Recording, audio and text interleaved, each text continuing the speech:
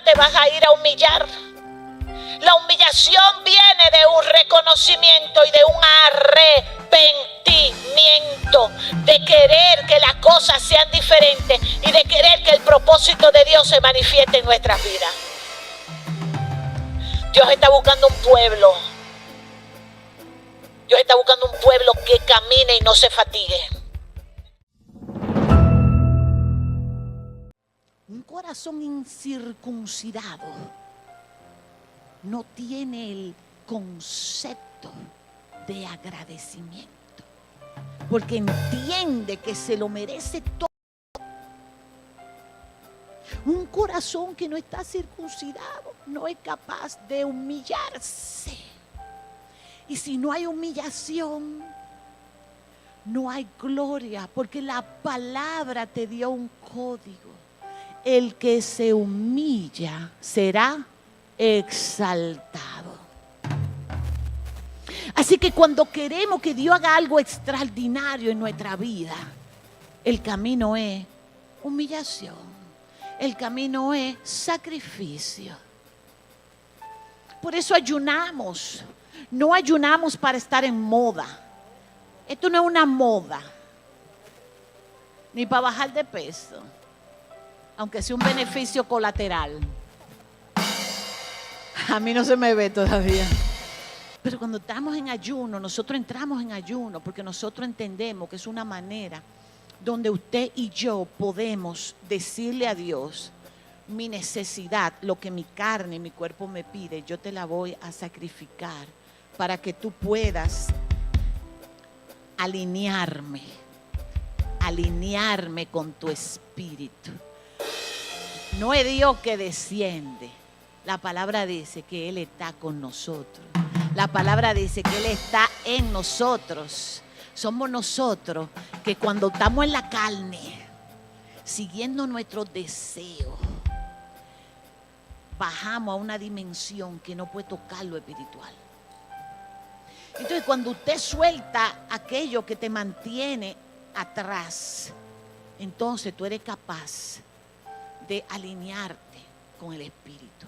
Y cuando hay alineación, ¿qué sucede cuando algo está alineado? Cuando algo está alineado, todo rueda, todo fluye normalmente. Eso es. Por eso usted ve que cuando hay acuerdo, las cosas son mejores. Cuando hay una herencia, que dejan un testamento y todo el mundo recibe parte igual, ¿y hay pleito? No hay pleito, porque todo el mundo recibió lo mismo, ¿verdad que sí? Entonces nosotros necesitamos entender esto, familia. Es muy importante. Vayamos a Primera de Reyes, verso 17. Capítulo 17, versos 1 y 2. Y yo el martes conversé acerca de Elías y de lo que representó el hecho de que Elías enfrentara a los profetas de Baal y cómo él construyó un altar. Recuerde que en estos tiempos estamos hablando de ser altares y estamos hablando de poseer nuestra promesa. Y la importancia de desarrollar los altares en nuestra vida. Y la semana pasada les hablé de desarrollar el altar de adoración. Creo que se le olvidó, como se le olvidó lo del lunes. Amén. Necesitamos hacer eso porque el altar es un vocabulario de reino. Gracias, mi amor. El altar es un vocabulario de reino. Y cuando usted habla de altar, recuerde, siempre le he dicho que usted se convierte en ese lugar donde Dios puede conectarse con usted y donde grandes cosas pueden suceder. Ahora, aquí yo te voy a hablar de cómo restaurar esas cosas que se han perdido en nuestras vidas. Porque nadie puede negar que uno comienza en Dios con mucho fuego y a poco se van perdiendo el fuego. nos vamos adaptando a la cultura, nos vamos adaptando a las situaciones, nos permitimos algunas cosas y nos acomodamos tanto, pero sabemos en el fondo que a eso no es a lo que Dios nos ha llamado. Porque Dios nos ha llamado a ser aquellos que son capaces de contener la gloria y manifestar la gloria. Porque la gloria de Dios es aquella que hace que la gente le reconozca como rey.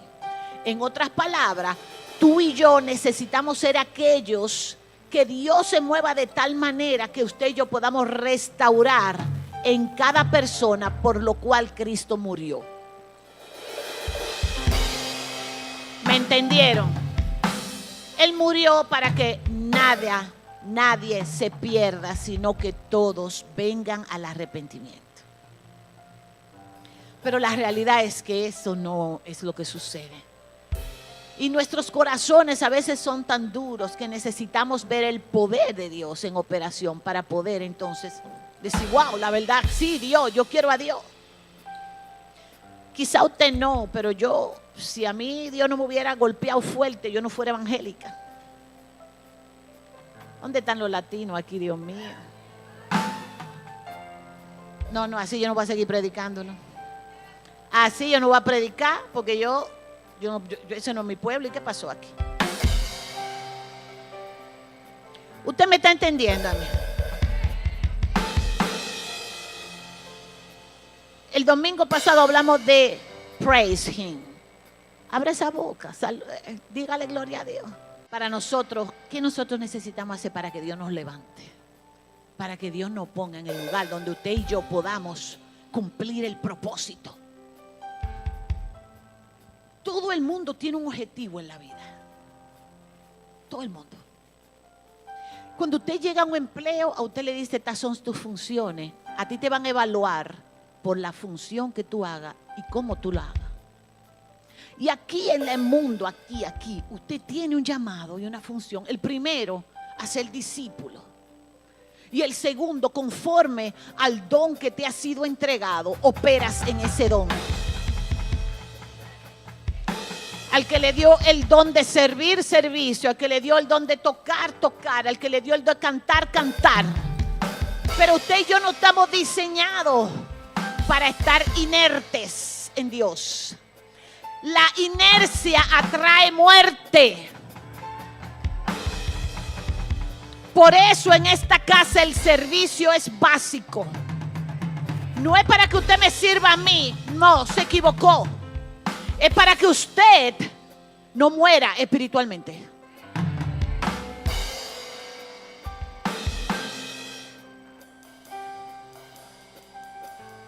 No podemos estar idol en Cristo.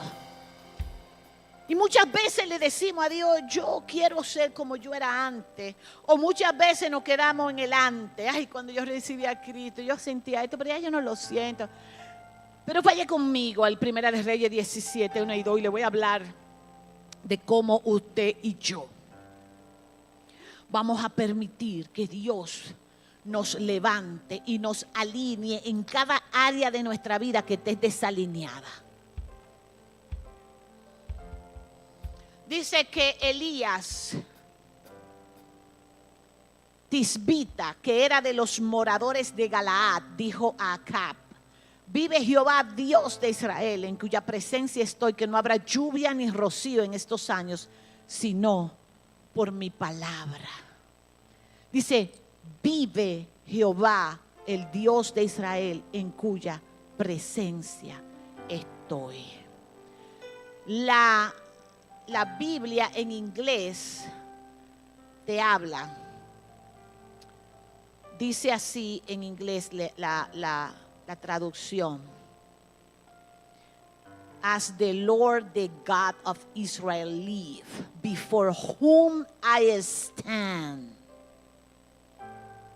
Delante del cual yo estoy. Y eso encierra demasiado poder. Porque el hecho de tú estar frente al Dios de Israel significa demasiadas cosas. Físicamente él no estaba frente a Dios. Físicamente él estaba frente a Cap. Pero en el espíritu su posición espiritual era de siervo, de estar delante de Dios. Dice que denotaba eso una posición de servicio, de adoración. Y si sirves con Dios y le adoras, Él te entrega el poder para ser juez, para juzgar con justicia. Por eso Elías pudo decir, no va a llover. Porque él estaba en una posición donde Dios le desató la autoridad sobre la circunstancia adversa. Él pudo recibir esa autoridad porque su posición no era acotado en su casa. Su posición no era viendo Instagram o TikTok. Su posición no era estar viendo una película de Netflix. Su posición era, él estaba frente al Dios de Israel.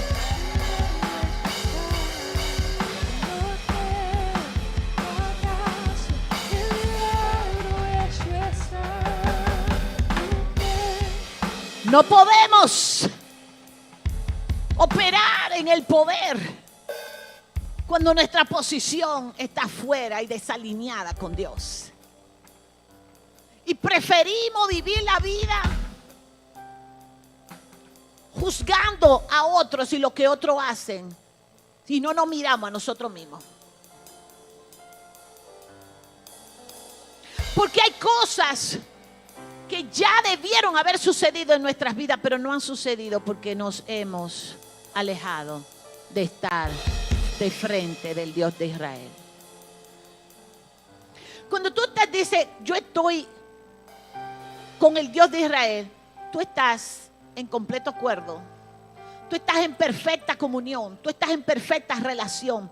Cuando alguien está frente de ti, tú lo estás mirando a los ojos, mi hermano. Ven, Leslie.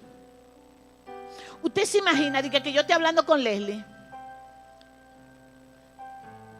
Entonces, hay comunión. Estoy hablando con Leslie, ¿qué hacemos Leslie y yo? No, Leslie y yo, imagínate, ¿tú te imaginas? Entonces muchas veces estamos en el lugar físico y nuestra mente está allá. Y nuestra mirada está en otro lugar. Y Dios nos ha llamado a focus your eyes on Jesus.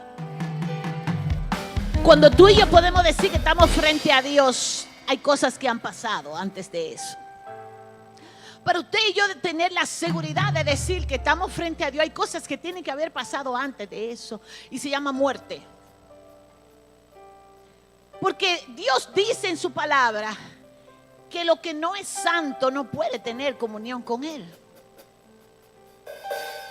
Lo que no está santificado no puede estar delante de la presencia de Dios.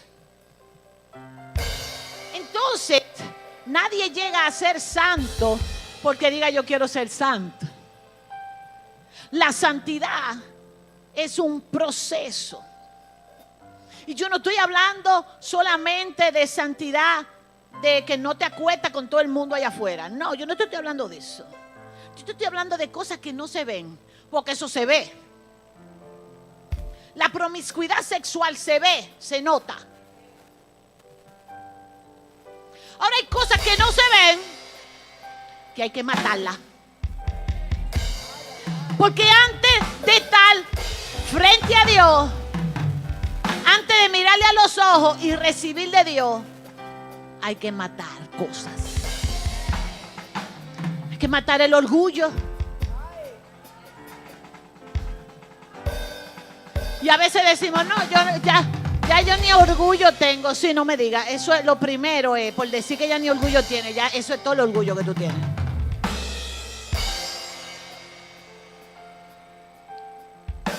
Tenemos que morir al deseo de reconocimiento. Y yo me encuentro tan difícil eso, porque la gente quiere todo el tiempo que tú lo estés reconociendo. Perdónenme que yo le diga eso.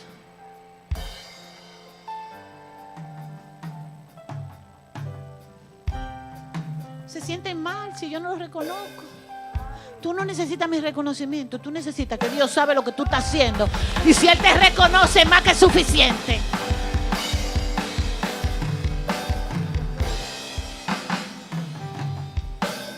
Eso no es parte de mi naturaleza, porque yo entiendo que lo que uno hace para Dios no hay que estarlo publicando. Perdóneme. Yo a usted no le digo cuando yo vengo aquí temprano y me voy tarde, ¿verdad que no? ¿Verdad que no? Yo a usted no le digo cuando yo no he dormido, ¿verdad que no? Yo no necesito eso. Hay que morir a esas cosas. Necesitamos morir, señores, a la autojustificación. Y los líderes que trabajan cerca de mí saben lo duro que yo le doy a eso. Yo no tengo compasión con eso.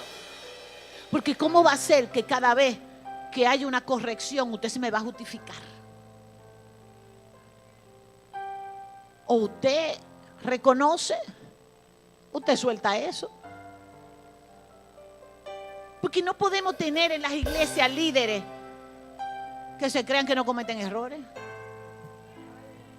Perdóneme. Y si cometiste un error, humíllate y está bien, pues no hay problema. Yo lo hago. A mí muchas veces me dicen, ay, pastor, usted hizo tal cosa. Y yo, ay, perdóname, mija, que yo no tengo ese problema. Porque yo quiero permanecer en la presencia de Dios. Yo quiero mirarlo cara a cara. Y yo quiero que su poder sea desatado sobre mi vida. Porque solamente su poder es el que transforma. ¿Y para qué queremos ser cristianos? ¿Para seguir viviendo la misma vida fatalística? No. Usted y yo hemos sido llevados, dice la Biblia, de la oscuridad a la luz. Y no a cualquier luz, a una luz admirable. Es decir, que cuando tú pasas de esa posición a esta posición, Dios te ha entregado una capacidad de tú brillar y de un brillo que todo el mundo tiene que decir: esa la hizo Dios, a ese la tocó Dios.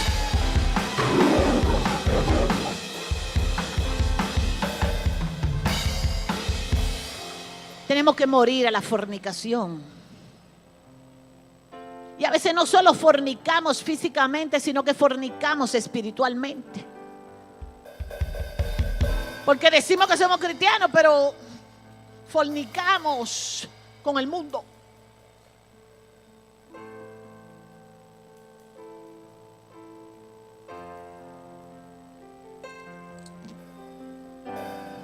Gloria a Dios. Así que Elías dijo: yo le voy a acabar su juego a esta bruja Jezabel. Porque yo tengo autoridad, porque yo soy un hombre que está en la presencia. Y ese hombre que estuvo en la presencia entendió que todo lo bueno que va a llegar a tu vida viene de estar en la presencia. Todo lo bueno no viene de tu trabajo. Tú puedes ser muy bueno en tu trabajo, excelente, pero cuando Dios te corta, te cortó. Yo se lo dije a ustedes, que Dios a mí me cortó. Yo se lo dije a ustedes, que por desobediente Dios a mí me cortó. No me da vergüenza decirlo, porque son las marcas que hoy me hacen ser radicales con Él. Y ese hombre entendió que su capacidad venía de estar en la presencia de Dios. Y él podía establecer decretos que enfrentaran las tinieblas. La misma expresión de estar delante de Dios la usó el ángel Gabriel cuando llegó donde Zacarías. Le dijo, yo soy el ángel de Dios, el ángel que está en la presencia de Dios. Y vine a darte una buena noticia. Solo que viene de la presencia es bueno.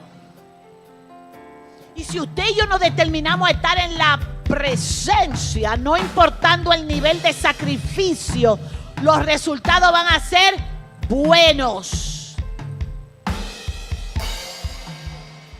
Y este hombre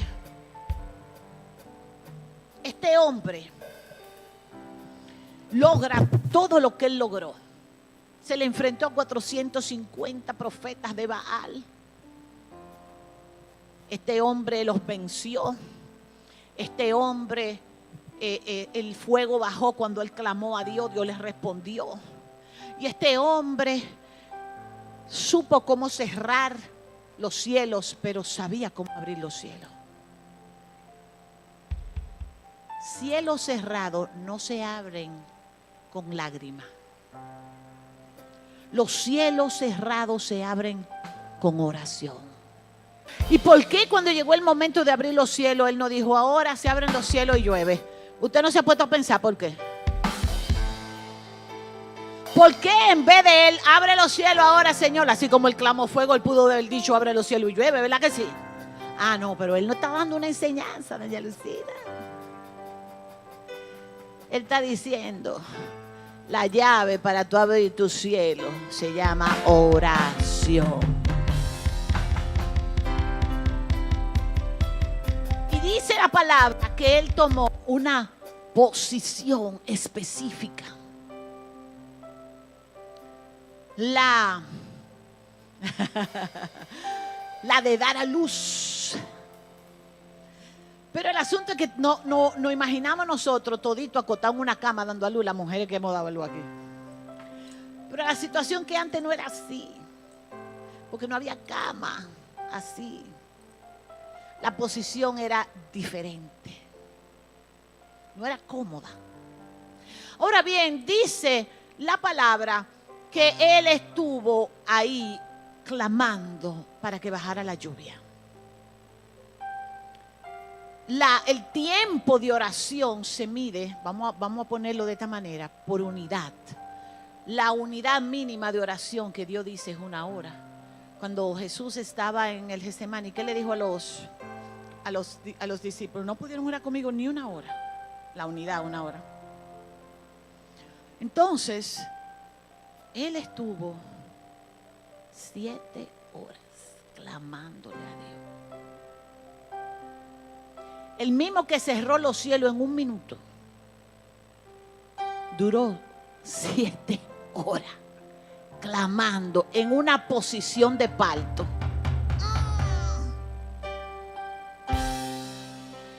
Para que volviera a llover. Sacrificio. Entendimiento. Que a veces queremos lo de Dios.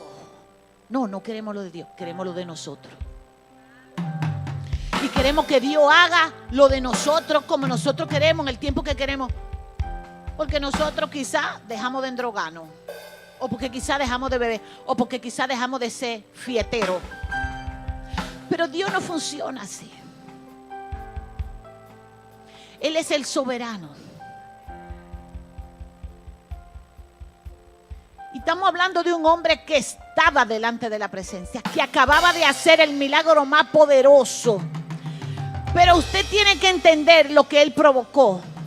Él provocó que todo un pueblo reconociera que Dios era Dios. Él logró hacer una restauración y un cambio de corazón en la gente. Y eso hizo que el infierno se levantara en su contra. Porque usted tiene que entender que nos gustan mucho los milagros. Pero cada vez que pasa un milagro, usted tiene que entender que usted tiene que estar listo para lo que viene. Por eso yo soy tan delicada cuando yo lo pongo a orar a usted. No es que yo no lo pongo a orar porque usted no pueda orar. Es que yo tengo que cuidar lo que puede venir para atrás para usted. Porque yo te tengo que cuidarlo, ese es mi trabajo como pastor. Aquí no estamos para hacer un show. Y que usted venga, tire rayo y centella de ahí arriba y cuando usted salga ya, usted tenga su hogar desbaratado. Hay que tener entendimiento de cuando hacemos la cosa para Dios. Cuando este hombre mueve los aires de tal manera que el pueblo tuvo que reconocer a Dios y Baal perdió poder. Entonces todas esas fuerzas de las tinieblas se levantaron. Y lo que él pudo hacer con su boca en un segundo, ponle 30 segundos que dijera eso, duró 7 horas para revertirlo.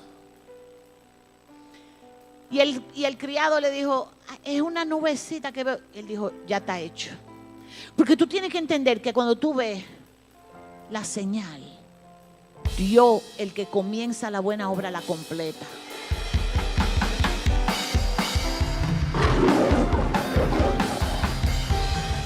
¡Gloria a Dios!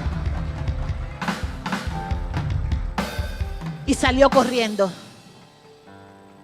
Y salió corriendo, pero algo sucedió. A él le llegó al oído que Jezabel supo lo que había pasado. Y que ella, quiero que ustedes vayan aquí para que usted vea la construcción de eso.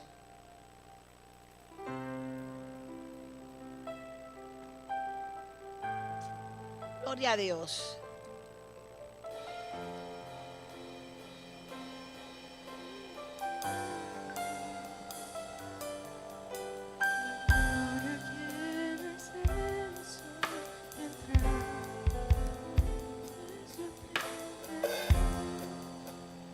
Dice la palabra en Primera de Reyes 19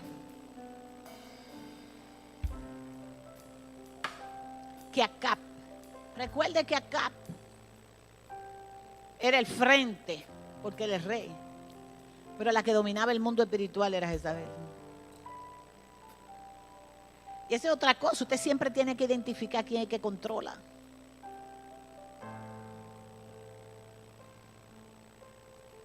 Cuando usted se da cuenta de eso, evita problemas. Dice que cuando Acab llegó a su casa, le dijo a Jezabel todo lo que Elías había hecho, incluso la manera en que había matado a los profetas de Baal. Entonces Jezabel le mandó este mensaje. Jezabel le mandó un WhatsApp. Jezabel le mandó un Messenger, un TikTok o un texto. Le dijo, Elías, oye lo que te voy a decir a ti. Que los dioses me hieran e incluso me maten si mañana a esta hora yo no te he matado así como tú lo mataste a ella. La tipa controló en el mundo espiritual. Porque esos dioses que habían sido desplazados, ahora ella hace un pacto con ellos mediante esta oración. Y le dice, si yo no cumplo esta palabra, entonces los dioses me matan a mí. Entonces, ella hizo un pacto. Lo primero que ella hizo fue amarrarse con los dioses. ¿Para qué? Para que los dioses la respalden. Y dijo eso, y dice el verso 3 que Elías tuvo miedo y huyó. Después de hacer algo tan poderoso, él tuvo miedo porque la amenaza no fue una amenaza cualquiera. La amenaza venía acompañado de una legión de demonios. Porque ella movió el mundo espiritual cuando ella dijo, que los dioses me maten a mí. Ella hizo un pacto. Usted sabe el poder del pacto. Los pactos tienen poder. Por eso es tan peligroso usted hacer un pacto con Dios y soltarlo. Cuando usted se compromete con Dios, no lo suelte. Porque el compromiso con Dios va a hacer que Dios esté contigo. Recuerde que el enemigo no crea nada, él imita todo lo que son los lineamientos de Dios. Él no tiene capacidad para crear. Por eso él imita el poder del pacto. Por eso él te ataca en el área que tú pactas, él te ataca para que tú no puedas cumplir, para que la cobertura de Dios no esté sobre ti.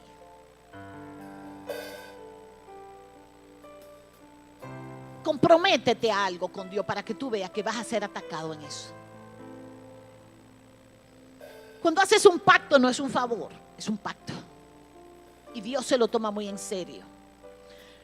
Así que conocemos la historia, dice que Elías huyó a Berseba. Elías hizo algo porque tan pronto él sintió esa opresión en el espíritu, él quería soltarlo todo. No era fácil. Así como usted y yo a veces tenemos opresión espiritual y queremos soltarlos todo. Por eso dejamos de venir a la iglesia un domingo.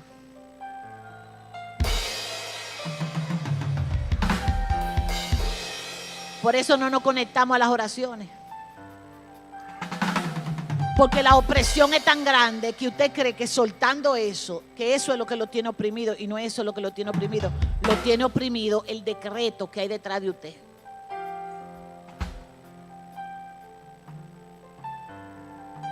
¿Cómo permanecer parado frente a la presencia de Dios? Este hombre, de hablar de tal manera y de hacer lo que hizo, estaba huyendo. Se desvió de la presencia, se le olvidó. Entregó su criado, lo llevó al pueblo y siguió.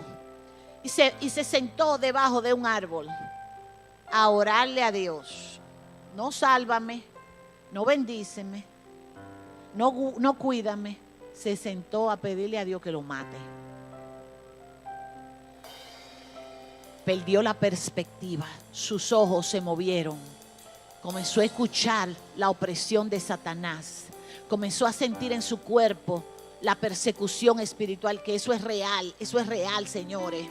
Eso es real, yo lo he sentido. Y cuando esas cosas pasan, usted lo que quiere es soltarlo todo, porque creemos que soltándolo de Dios vamos a tener paz. Y nunca.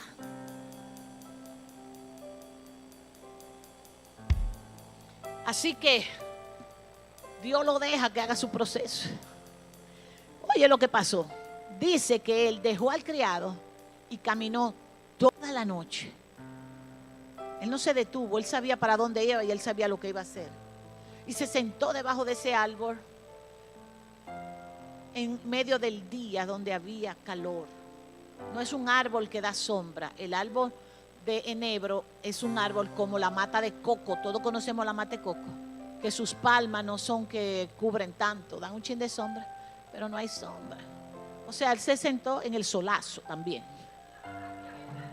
en el calentón, a coger su cosa ahí de frente. Señores, y se durmió, estaba tan cansado que se durmió. Pero ¿qué hizo Dios? Dios le mandó el ángel para darle que comer. Dijo, come, come. Y él comió y descansó. Y volvió el ángel y le dijo, come. Que la asignación es larga, el viaje es largo. En otras palabras, podemos nosotros tener un deseo o un pensamiento o una petición a Dios, pero a la larga Dios va a cumplir su propósito en nosotros. Porque ¿qué hizo él? Él comió de lo que Dios le dio. Y muchas veces nosotros perdemos la perspectiva porque no estamos comiendo lo de Dios. Estamos cambiando nuestra alimentación espiritual. No todo el mundo reacciona igual, pero hay gente que le hace daño ver cosas, ver actividades o conciertos. Hay gente que sí, porque su corazón todavía está allá en el mundo. Del nivel de donde Dios te ha sacado, tú eres que tienes que cuidarte para saber cómo vas a seguir. Él comió lo de Dios, él no comió otra comida. Él no las rechazó. Y muchas veces cuando nosotros estamos en posiciones así, rechazamos lo de Dios. Ay, ya está la hermana llamándome, que no me llame más, no le voy a contestar.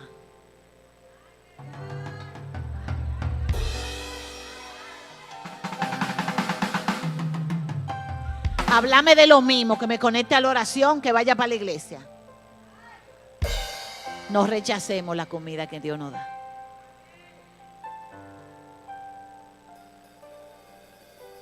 O a veces contestamos por compromiso.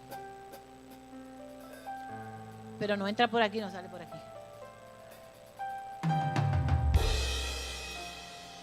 Dios conoce, Él sabe. Pero Elías no rechazó la comida que Dios le dio. Y cuando él comió esa comida, fue lo suficientemente completa para él caminar 40 días y 40 noches para llegar al lugar de Dios. Cuando tú y yo en esos momentos nos alimentamos de lo que Dios provee. Y lo que Dios provee puede venir de la mano de cualquiera.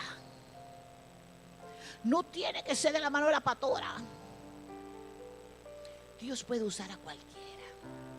Aquí el asunto está, le vas a poner atención.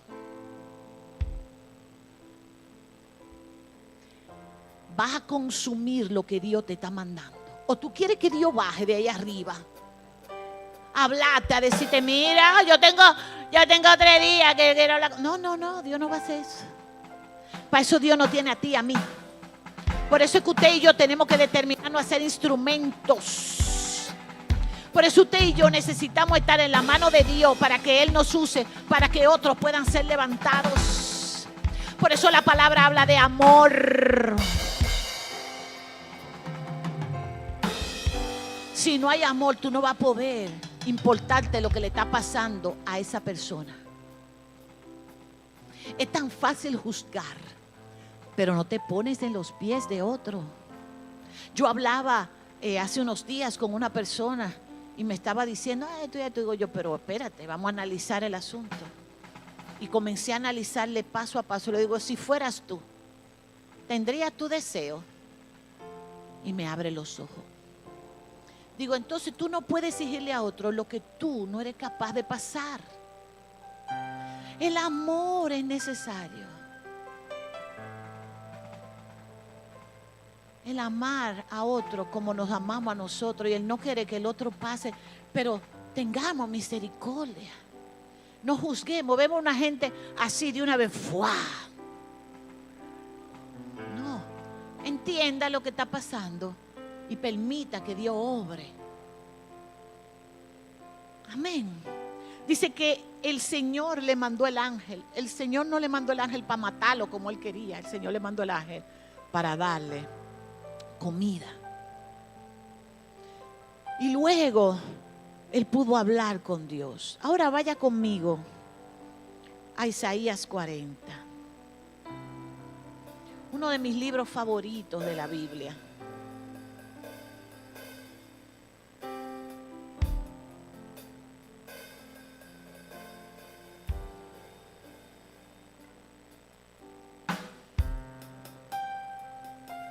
Gloria a Dios.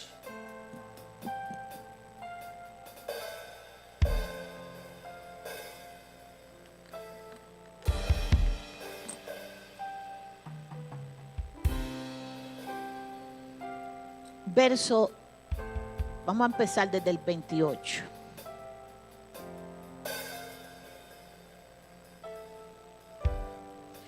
Y cuando usted abre el capítulo, habla de Jehová consuela a Sión. Y estamos hablando cómo nosotros vamos a regresar, a restaurar esas cosas que se han perdido en nosotros.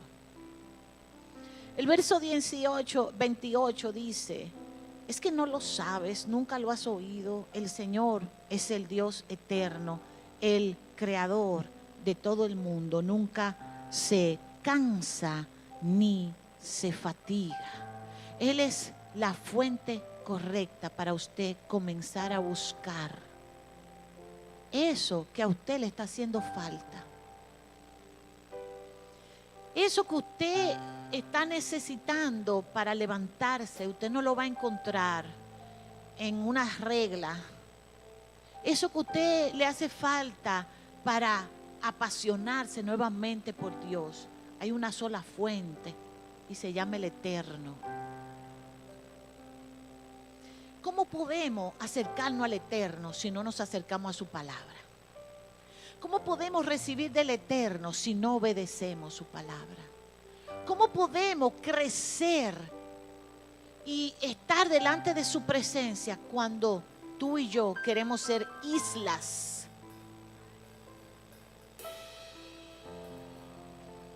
Dice, nadie puede entender completamente la sabiduría de Dios. ¿Cómo usted y yo podemos reclamarle a Él cosas cuando dice la palabra que nuestra mente nunca va a entender su sabiduría, ni sus propósitos, ni sus mandamientos? Pero Él dice, Él le da fuerza al cansado y multiplica las fuerzas al que no tiene ninguna. ¿Qué te hace falta? Tú estás cansada, estás cansado.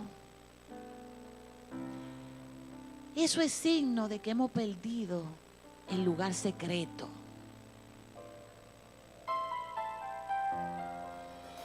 El lugar secreto, no hay altar ya. Y el orgullo, ¿se acuerda que le dije que había que matarlo? Pero el orgullo se levanta, no, porque Dios dice, pero Él conmigo no lo ha hecho. Pues no lo ha hecho por algo que tú has hecho. Porque Dios es fiel. Lo que Dios no ha manifestado en tu vida no tiene que ver con Dios, ni con su fidelidad, ni con su poder. Tiene que ver con nosotros. Y dice aquí, los jóvenes se cansan y se fatigan. Los muchachos quedan exhaustos y caen. Diga, pero los que esperan en Jehová.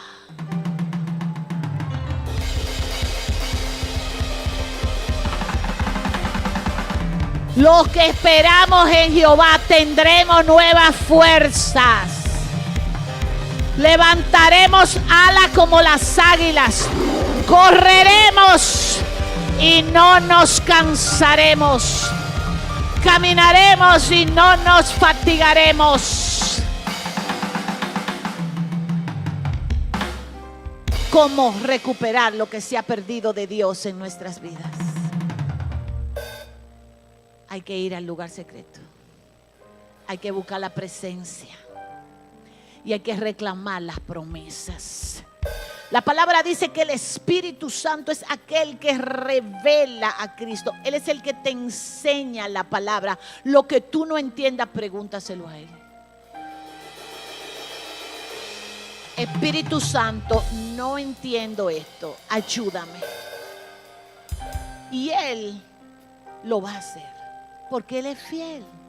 Y esa es su función. Pero le necesitamos dar espacio. Pero necesitamos reconocer nuestra condición. Porque a veces estamos en la condición de cansancio, de hartura, pero queremos aparentar que estamos bien. Y con las apariencias Dios no puede bregar. Porque mientras tú mantengas una apariencia de que tú estás bien, tú nunca te vas a ir a humillar. La humillación viene de un reconocimiento y de un arrepentimiento, de querer que las cosas sean diferentes y de querer que el propósito de Dios se manifieste en nuestras vidas. Dios está buscando un pueblo. Dios está buscando un pueblo que camine y no se fatigue. Cuando yo escucho que diga que no, lo que pasa fue que yo oré por fulano y muchacho, eso me dio para atrás. ¿Cómo que te dio para atrás? ¿Qué es eso? ¿Cómo que porque tú oraste por fulano a ti te vino un problema? ¿Qué es eso? Cuando usted y yo oramos, lo hacemos en la autoridad de Dios. Se supone que eso no debe pasar. Y si está pasando, es por algo.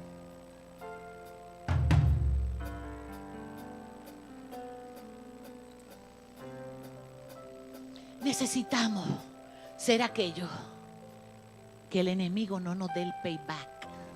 Y solamente en la presencia. Los que esperan en Jehová. El asunto es que para Dios manifestarse en tu vida, en tu situación, en tu circunstancia, Dios tiene que ser tu única alternativa. Si tienes otras alternativas, es más, para Dios probar si es verdad que tú estás en eso, Él va a permitir que las cosas te lleven al extremo para saber si tú no coges el plan B. Porque a veces cogemos el plan B. Entonces Dios dice, bueno, pues el que tenga opción, yo no puedo ser. O yo soy lo primero o no soy. O yo soy lo primero y lo único o no soy. Porque dice que Él no comparte su gloria con nadie.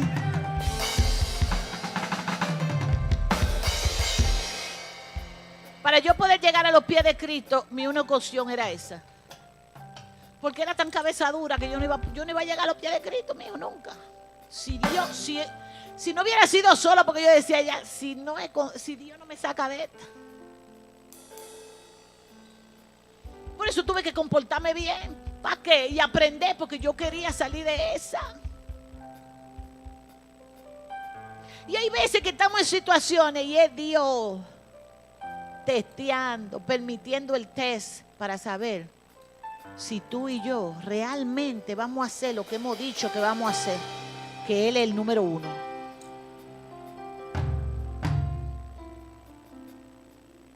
¿Cómo permanecer parado frente a la presencia de Dios? El arrepentimiento y la oportunidad de mirarle a Él cara a cara. Estar en la presencia de Dios significa que tú estás fluyendo en tu llamado de hijo, de sacerdote, de levita. Estar parado delante de la presencia de Dios significa que tú estás alineado en la santidad que Dios necesita para moverse contigo. Significa que tu corazón quiere lo que Dios quiere y que tú te has sometido a esa voluntad de Dios. Pero la única manera de que usted pueda y yo pueda recibir lo que estamos esperando es si nosotros somos capaces de estar en la presencia para que el poder de Él se desate y usted y yo podamos enfrentar los decretos contrarios. Los decretos de Jezabel eran todo contrario, derribó todos los altares, puso altares de Baal. Habían sacrificios de niños, derramamiento de sangre. Eso se hacía. Y ahora usted y yo, la sangre que derramamos es espiritual. Cada vez que usted y yo tenemos que sacrificarnos, hacer algo. Pero hacerlo con gozo. Porque tampoco luce hacer las cosas sin gozo.